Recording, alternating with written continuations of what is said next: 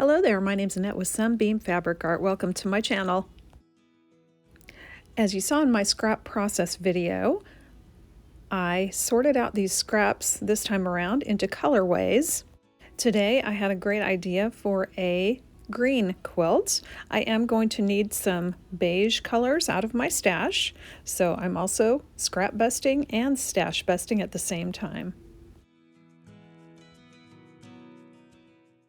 Well, what I'm planning to do here is build a log cabin. Unlike the wonky log cabin that I showed you a couple of weeks ago, this one I'm actually going to measure out the pieces. I want my greens and my beiges to have two different widths. So I'm going to cut my greens to two different widths and my beiges to two different widths. And then I'm going to match the wider greens with the skinnier beiges and the skinnier greens with the wide beiges.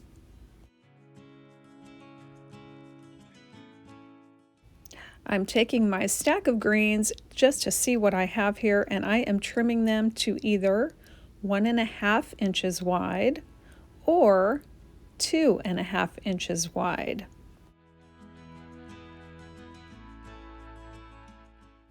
I'm not worried about how long these pieces are yet. I'm just worried about how wide they are. Are they 1.5 or are they 2.5 wide?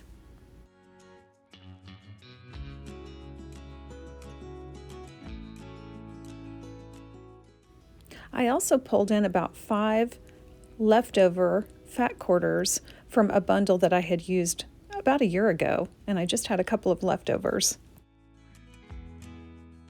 Once I got through everything in this particular bag of scraps, I did start working on the beige colors that I had, and I knew I would have to pull some from my stash because there just wasn't enough beige in this bag. Traditionally, for the center of a log cabin block, you want a red square or a yellow square. I thought I might try black, but as I laid this black down beside these fabrics, it just didn't look right to me. So I ended up deciding just to use little white 2.5 inch squares to start my blocks. Now I've got my set of wide beiges matched up with my narrow greens, and my wide greens matched up with my narrow beige. Now I didn't pre-measure at the beginning here. I just took a 2.5 inch white square and I started with beige, attaching a 2.5 inch piece of my beige to this white center. But don't worry, I am going to leave in the description exactly how many strips and what sizes you would need to do this block exactly as I have done. Next, I'm attaching another skinny strip of the beige, and this one is going to be approximately 3.5 inches long.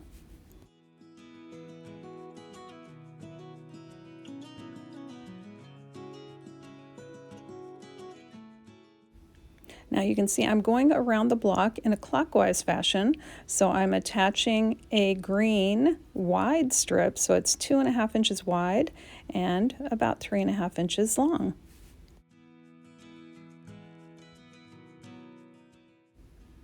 The next strip I'm attaching again is one of the wide greens.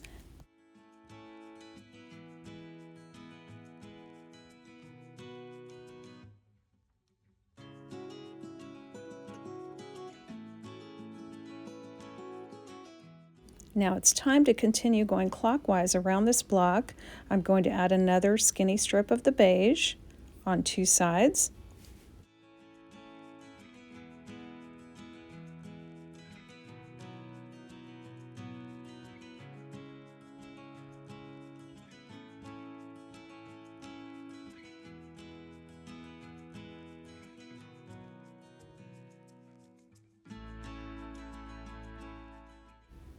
I continued working clockwise around this block, adding 2 of the wide green pieces, then 2 of the narrow beige pieces.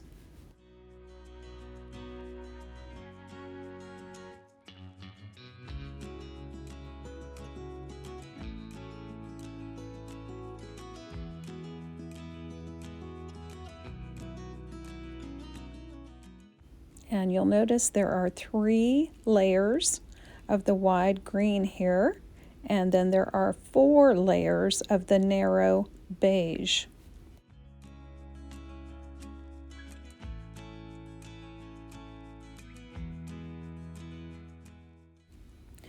Now that I have a look at my finished block with the wide greens, and I know I'm going to do half wide greens and half narrow greens, I am going to need a total of 16 blocks, 8 with the wide greens, and those will go into 2 4 patches together with the greens all toward the center.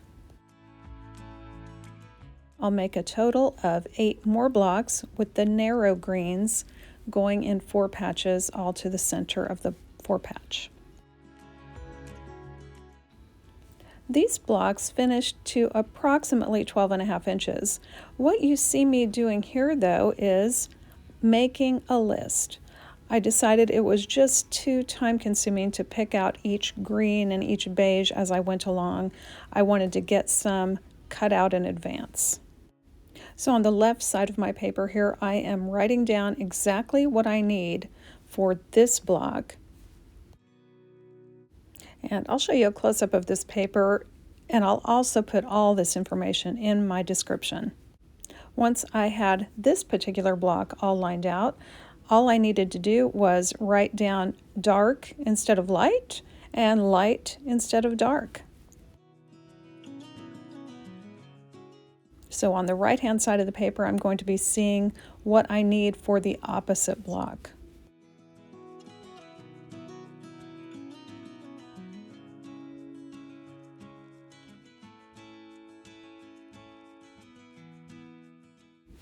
With this handy guide, I cut out enough strips to make 7 more of the block I just finished. And then I started on the opposite block and I cut out enough to make 8 of that block.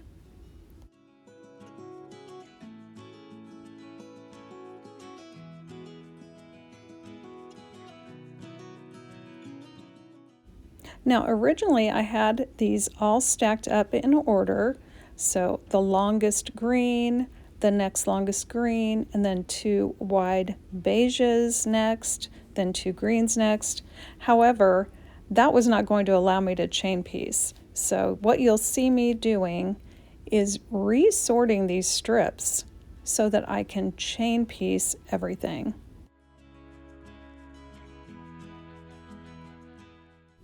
And now I have 2 stacks ready to chain piece of the wide green fabric with the narrow beige and the wide beige with the narrow green. All right, let's get busy chain piecing these blocks together.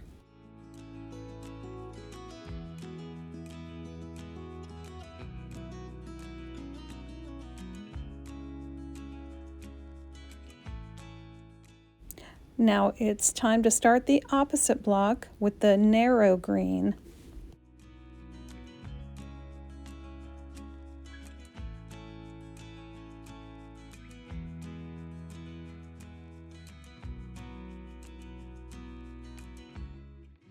Here's a look at the 2 blocks side by side. We've got the wide greens on the left and the narrow greens on the right. Now these blocks could be a little bit larger, but I decided to trim them to 12 inches. I'm trimming those last 2 additions just as little as I can to get nice straight edges. Then I flipped the block around and trimmed to 12 inches.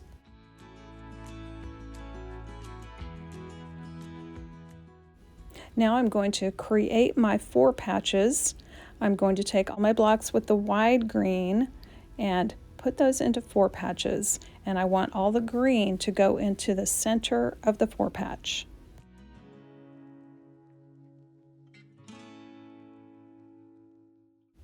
It was really easy to chain piece these pairs. They're all going together the exact same way, the wides, the narrows, as long as the greens are all going to the center of the block.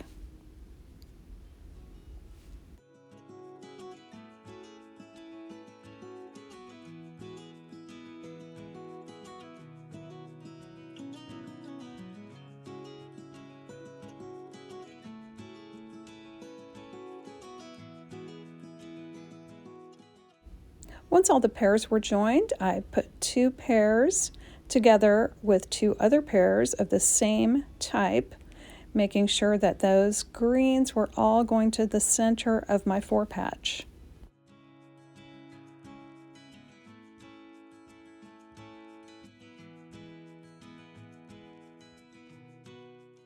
The only matching I need to do here is the one seam between the 4 blocks. So I didn't pin or clip, but you certainly could if you wanted to. I'm just waiting till that seam gets close to the needle, and then I'm nesting it on the fly.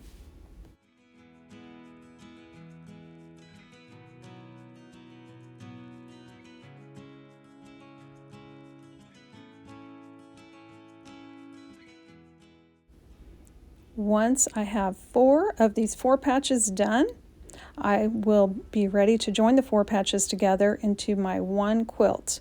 So I'm using a total of 16 of these 12-inch blocks.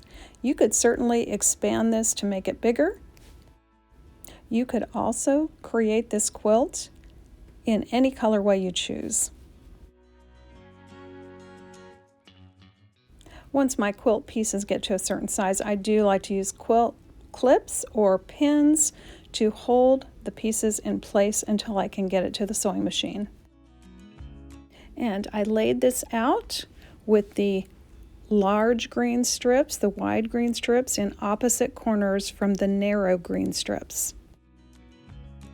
Now here's what I have so far. I decided to add a 5-inch border to this quilt. I found this fabric in my stash and I had enough to cut it into 5-inch strips. Here's a look at that finished quilt with the border. I just love it. I hope you do too. Thank you so much for joining me today, and I hope to see you back again real soon.